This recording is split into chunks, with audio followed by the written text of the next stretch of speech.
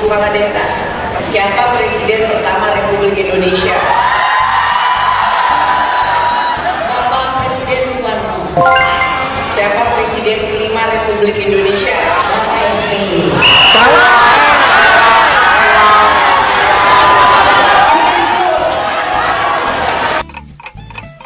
Ibu Mega. Siapa cucunya Bung Karno yang jadi Ketua DPR?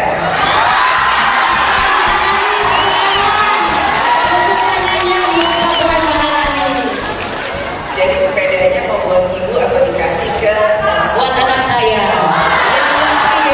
Sepeda ibu yang merah itu. Sepeda ibu yang merah itu. Ya.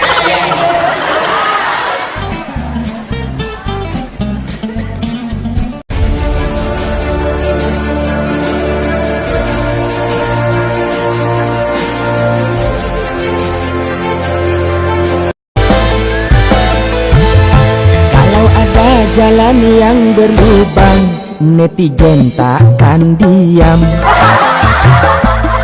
Biar tak ada yang berjatuhan, mengendara pun nyaman.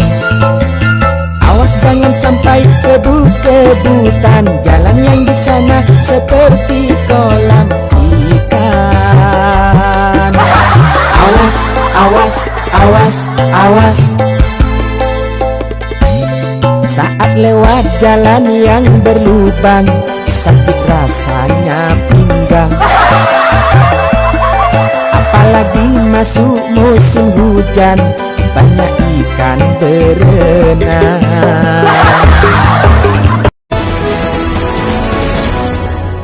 Puluhan polisi gadungan asal Cina yang ditangkap polisi di Durensawit, Jakarta Timur pada Rabu 5 April 2023 kemarin dipulangkan ke negara asal.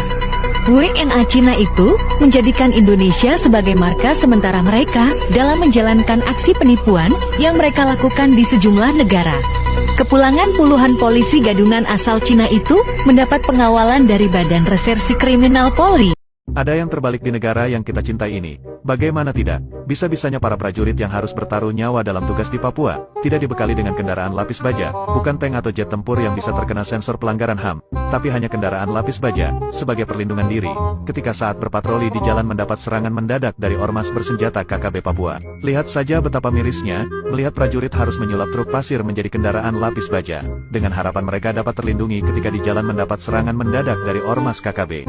Di sisi lain, ketika negara harus melawan seorang tokoh agama yang tidak bersenjata, untuk menurunkan balihonya saja, prajurit dibekali dengan rampur perang lapis baja. Bahkan sampai kendaraan taktis pasukan khusus sampai dibawa-bawa ke Petamburan. Sehingga wajar, sebagai orang awam kami anggap negara ini sudah terbalik. Menghadapi tokoh agama yang tidak bersenjata, pakai rampur perang, menghadapi ormas KKB yang dilengkapi senjata, pakai truk pasir. Itu perintah saya. Kami, pemimpin besar Revolusi Indonesia, dalam rangka politik konfrontasi terhadap proyek neokolonialis Malaysia, yang nyata-nyata merupakan ancaman dan tantangan bagi Revolusi Indonesia. Setelah berulang kali berikhtiar untuk menginsafkan pihak apa yang dinamakan Malaysia, mencapai penyelesaian dengan musyawarah secara kekeluargaan. Jokowi disebut bisa gila jika Anies Baswedan jadi presiden. Kritikus Faisal Asegaf menyoroti keceriaan yang ditunjukkan para pendukung bakal calon presiden Koalisi Perubahan Anies Baswedan. Banjir dukungan rakyat ke Anies justru membuat istana ketar-ketir. Bahkan Presiden Joko Widodo sendiri disebutnya semakin gila melihat elektabilitas Anies. Tapi gelombang dukungan rakyat buat Anies membuat istana gerah dan terusik. Parahnya, semakin masif rakyat dukung Anies, semakin gila Jokowi. Tampaknya Jokowi akan jadi gila beneran bila Anies jadi presiden. Mungkin itu pula yang diharapkan rakyat. Don't cry for me Indonesia. Refleksi imajiner Surya Paloh. Tak ada yang lebih hina daripada dianiaya oleh orang tolol. Dalam kehinaan ini aku membawakan lembar-lembar demi perjalanan hidupku. Di bawah langit hitam dan badai yang menyapu dari utara. Tak kusangka teman seperjuanganku yang dulu bukan siapa-siapa, lalu kubantu dia mencapai puncak negeri besar ini, sekarang berbalik menghantamku dengan cara yang sangat kejam pula, untuk alasan yang sulit dimengerti. Ya, aku kecewa pada temanku itu, tapi lebih kecewa pada diriku sendiri. Mengapa orang seperti ini yang gagal memakmurkan rakyat dan merusak negara, aku bantu sepenuh hati. Meskipun untuk itu aku menyengsarakan sebagian besar orang, tak aku pungkiri, karut-marut negeri ini saat ini tak bisa dilepaskan dari kepicikan, ambisi buruk dan syahwat, kekuasaan pemimpin yang dulu. Kalau seorang pencari nafkah, entah dia laki atau perempuan, mengalami sakit, masuk rumah sakit, negara bilang kami biayai sampai Anda sembuh.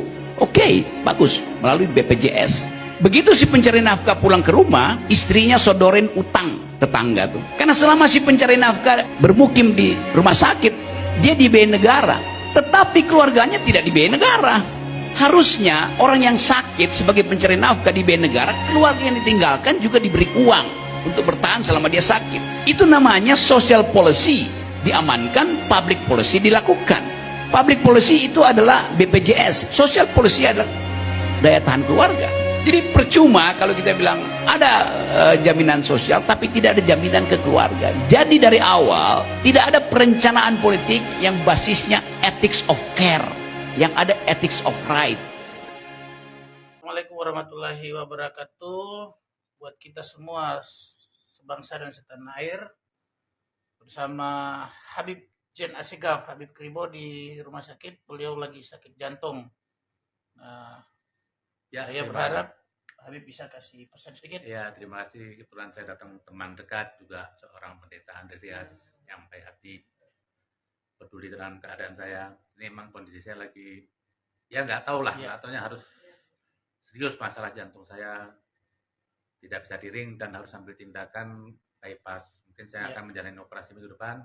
Mohon doa teman-teman, saudara-saudara semuanya, sekiranya saya bisa sembuh kembali, bisa berbuatlah untuk NKRI ini. Terima kasih. Assalamualaikum. Dan Habib tetap sembuh untuk NKRI. Ya, amin. Terima kasih. Terima kasih. Terima kasih teman-teman semua.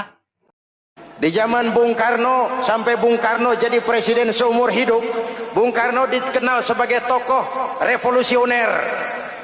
Nggak sepaham sama Bung Karno, cepat-cepat dianggap ini kontra revolusi. PKI berontak, Bung Karno jatuh, muncul Orde Baru. Bung Karno disebut Orde Lama. Yang nggak cocok sama Orde Baru, wah itu orang Orde Lama.